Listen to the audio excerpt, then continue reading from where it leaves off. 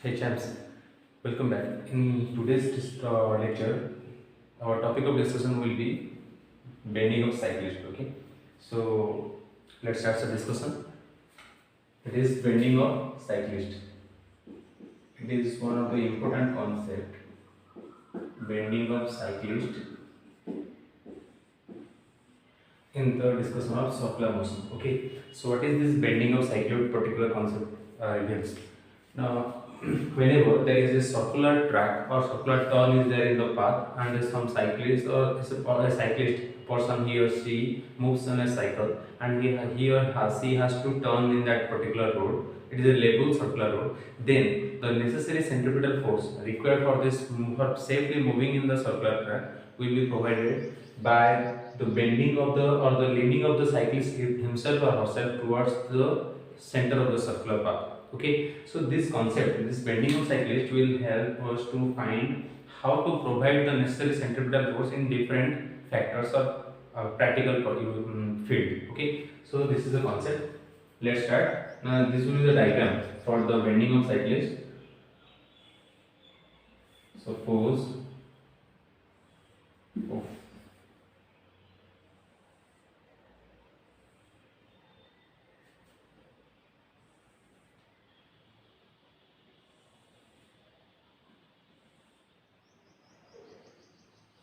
suppose this is the circular path.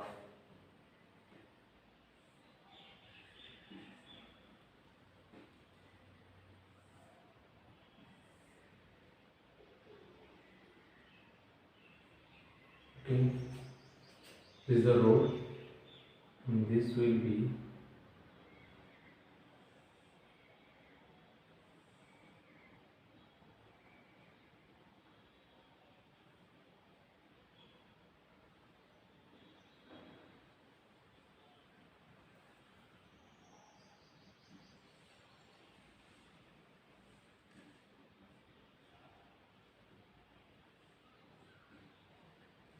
okay.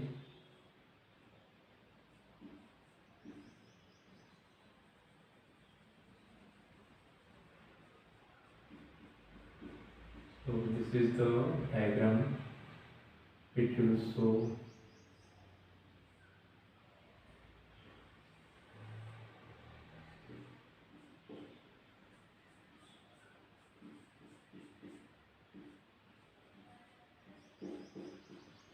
that the cycle has leaned or bent towards the center of the circular track.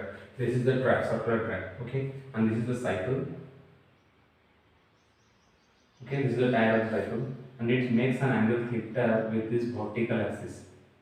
The ground, this the road, will impact a reaction to the cyclist, which will be along this line, which makes an angle theta with the vertical. It means in this direction, particularly in this direction. The normal direction will be provided by this, by the ground towards the side to the cyclist along this line, which makes an angle theta with the vertical. Clear? Now the weight of the cycle as well as the cyclist along with that will be vertical around like this. As this is theta, so on resolving the normal reaction, we will get this will be theta and this will be r cos theta, the vertical component, and the horizontal component will be r sin theta. Okay, so this is the particular diagram of the cyclist which is bending to provide himself or herself the necessary centripetal force to safely move in the curved path or circular path. Okay, the bending of cyclist. The cyclist, the cyclist provides herself or himself the necessary centripetal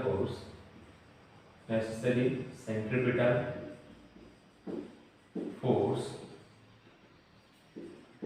by leaning towards the center of the circular track for her or his safe motion or movement. Okay, so the cyclist, that means he or she may, whatever, whoever, whosoever it may be, the cyclist provides herself or himself the necessary centripetal force by leaning towards the center of the circular track for her or his safe movement.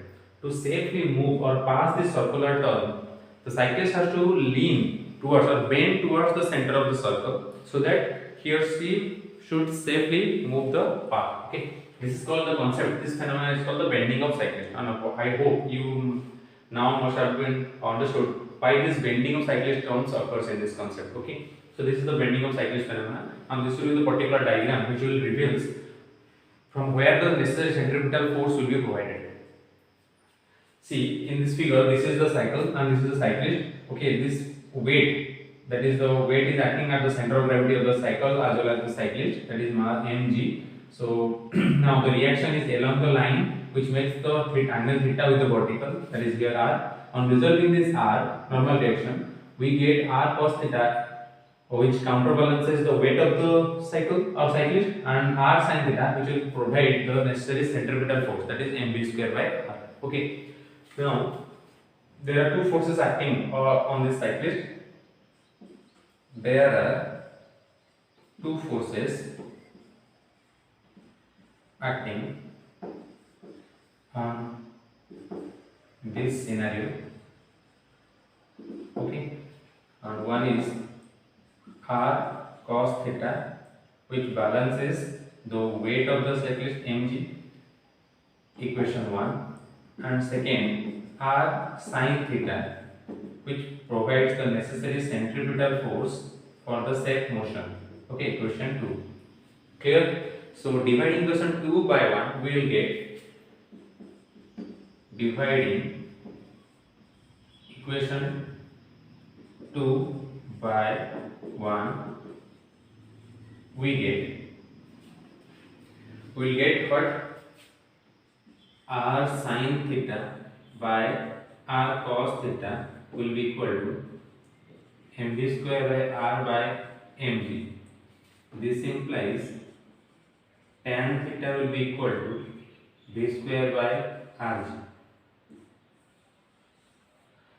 or equation 3 is one, or this implies theta equals to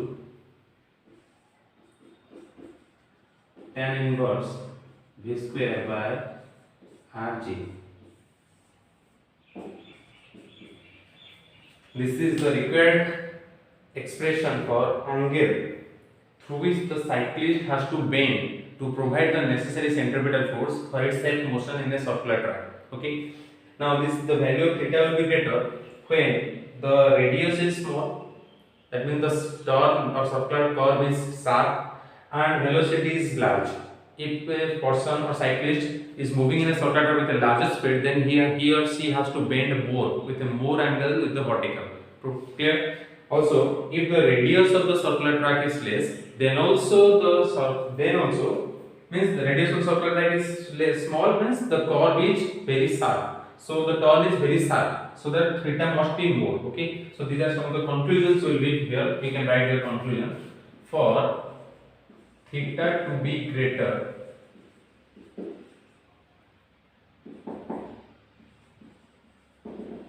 the radius of circular track r must be small, or the curve is sharp, and in second, velocity v of the cyclist must be large. So these are the two conclusions that we get from this particular concept, bending of cyclist, in which we get that at what angle the cyclist has to bend or lean towards the center of the circular track so that he or she can leave the circular track safely. Okay. For that reason, these are the 2 points from where we get from this equation 4 that for theta to be more, v must be more, and theta are mostly small. So these are two of the basic concepts. Clear? I hope you understood this bending of cyclist concept. So now let us discuss about the another topic or another concept, that is work done in by due to centripetal force. Clear? So let's start. Work done due to centripetal force. Work done by centripetal force. Okay. So what will be the concept of work done by centripetal force? Now we all know that, suppose let us consider an object is moving along a circular track. An object is moving along a circular track. Okay. So having a certain mass, whatever may be the mass, we can assume that the mass is m. An object, let us assume that an object is moving along a circular track with a radius r and in anti-clockwise direction with a velocity, constant velocity v. Now the force Fc, that is the centripetal force, is acting along the radius and towards the center. So the displacement or the velocity makes an angle 90 degree with the applied force. Clear? So work done by the centripetal force will be equals to increment in the kinetic energy of the object. Okay, this is the very concept, that work done by the centripetal force will be equal to the increment in kinetic energy of the object. It is from the work energy theorem. Next, also this W or this implies W work done is equals to force dot displacement, that equal to here Fc dot displacement, that is equal to Fc displacement cos theta. Here theta is equals to 90 degree because displacement is along the tangent and force is along the radius. They are perpendicular to each other. So theta equals to 90 degree. So Fc into S cos 90, that equals to 0. Okay, is equal to 0. And this proves that work done by centripetal force is 0. No work is done by the centripetal force.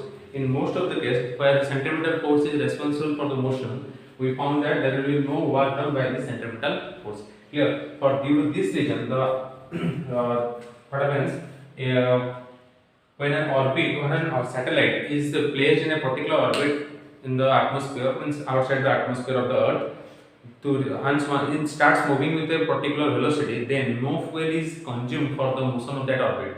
So a satellite. Okay. Again, I am repeating that if a satellite is placed in a particular orbit outside the Earth, then after gaining or after being placed at that particular orbit and moving with a constant velocity, for the next repeated motion, it will no more. There will be no more requirement of any fuel for that motion of the satellite. Okay. So this is one of the concepts, that centripetal force does no work in moving a object or particle in a circular path. So this is the concept of work done by centripetal force. Okay. So next to discuss that, the skidding of a vehicle moving in a circular level track or road. How to discuss that? The skidding. Heading will be the skidding of a vehicle. You can say bike or car or whatever, four-wheeler, two-wheeler, whatever.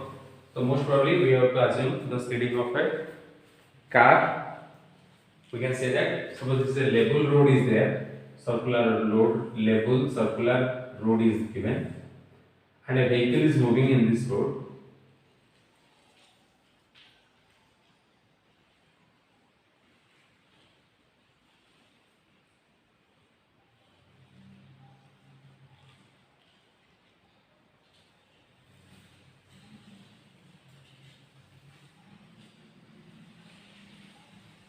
Okay, suppose the car is moving in this direction, and this is the car which is moving in a level circular road. Let us assume that here is the heading,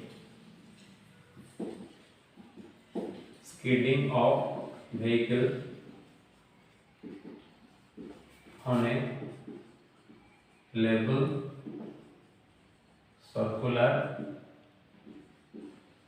road.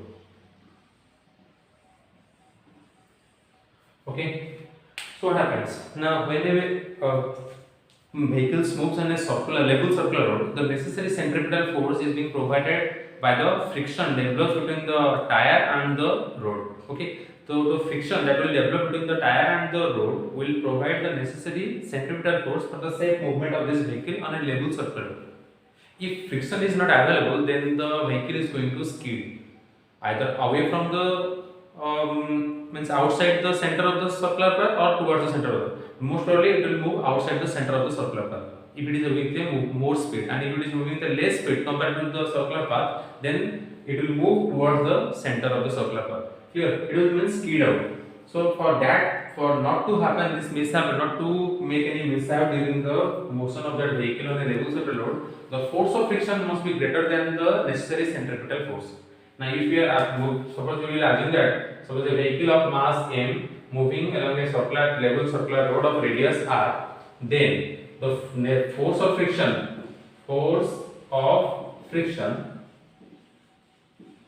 must be greater than the necessary